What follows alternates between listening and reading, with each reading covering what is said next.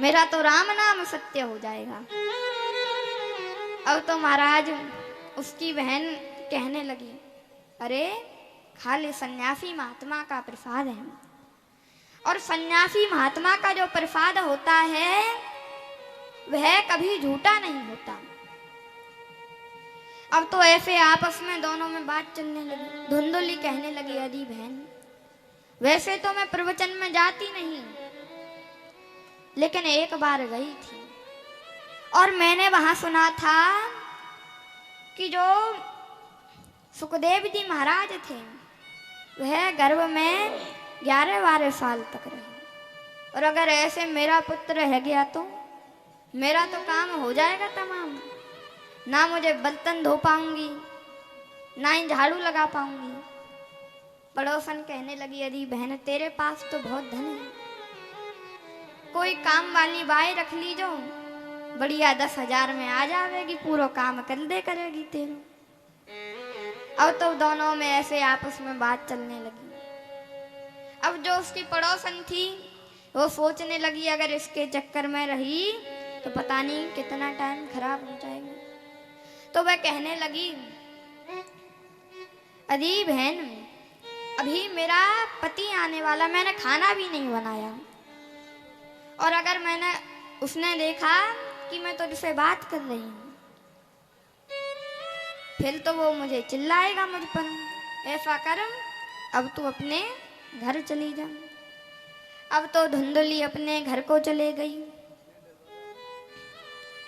अब जैसे ही महाराज वो अपने घर को गई तो कुछ दिनों बाद उसकी बहन अपनी इच्छा से उसके घर आ गई। अब तो उसकी बहन को भी उसने सारी बात बता दी कि ऐसे ऐसे सन्यासी महात्मा से प्रसाद लाए थे। अब उसकी बहन को तो अपना काम बनाना था, उसके पास पुत्र तो बहुत थे लेकिन धन का अभाव था। इस प्रकार उसको अपना काम बनाना था, वो बड़ी चतुर थी। अब वो कहने लगी, अरे बहन ऐसा कर, जब तेरा पत्नी सन्यासी महात्मा का प्रसाद है, क्या पता अगर खाए तो तुझ पे ही उल्टा पड़ जाए, इससे बढ़िया तू अपनी गाय को खिला दे। अब ऐसा धुंधुली ने सुना तो धुंधुली भागती भागती गई और अपनी गाय को वह फल खिला दिया। अब तो खिला दिया। अब उसकी बहन कहने लगी, बहन देख तुझे पुत्र ही तो चाहिए, तुझे अपना ही पुत्र थोड़ी चाहिए, तुझे तो पुत्र चाहिए। तू ऐसा करे, तेरे पास धन तो बहुत है, उसमें से जितना धन तुझ पे बनेगा उतना तू मुझे दे दीजिए। और जो पुत्र की बात रही, पुत्र तो जीजा जी हैं, जीजा जी उठेंगे नहीं। जीजा जी तो अपने कर्म कांड में लग जाते हैं, सुबह सुबह तप करने लग जाते हैं। इतने ही मैं पुत्र को पहुंचा दूंगी। ऐसे महाराज दोनों की बात हो गई। अब ऐसे दोनों में चर्चा हो गई।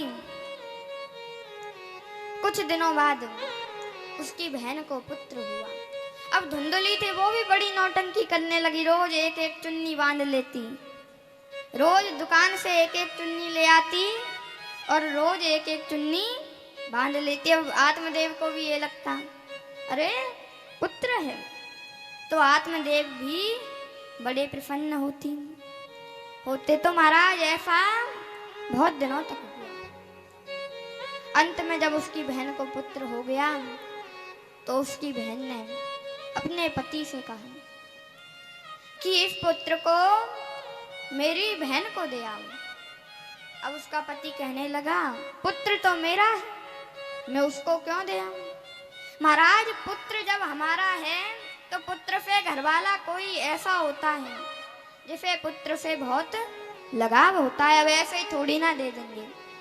उसका पति भी बहुत चालाक था। उसने कह दिया कि इसके बदले तो मैं बहुत सारा धन मिलेगा। अब तो की बात आई तो उसका पति भी बड़ा प्रसन्न हो गया। और उस दिन धुंधुली सुबह 3 बजे ही जग गई थी।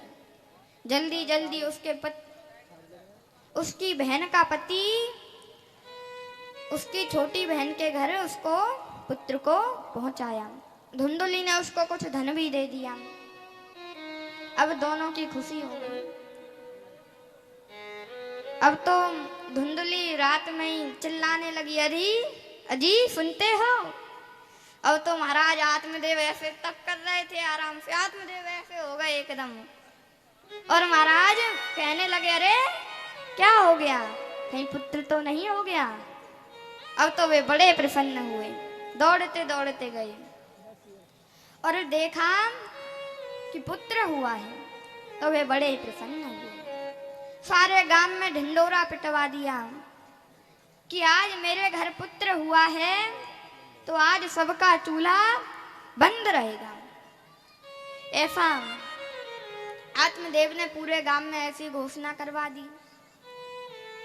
अब घोषणा जब हुई तो सभी के सभी उसके घर आए। उसने बढ़िया खीर बनाई, पोहा बनाए, चावल बनाए, बढ़िया से सभी को भोजन करवाया। अब जब उनका पुत्र हुआ तो पुत्र को 10 दिन हो गए। आत्मदेव उसकी कुंडली देखने लगे, नामकरण संस्कार करने लगे। अब धुंधुली सोचने लगी और धुंधुली आई। धुंधुली सोचने लगी, नेक नाटक तो करना पड़ता है भाई।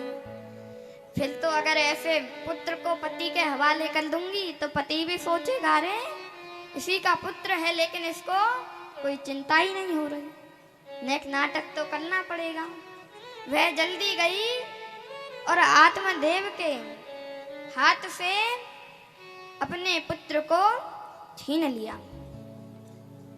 और कहने लगी, अरे 9 महीने तक पेट में मैंने रखा और नामकरण संस्कार करो तुम,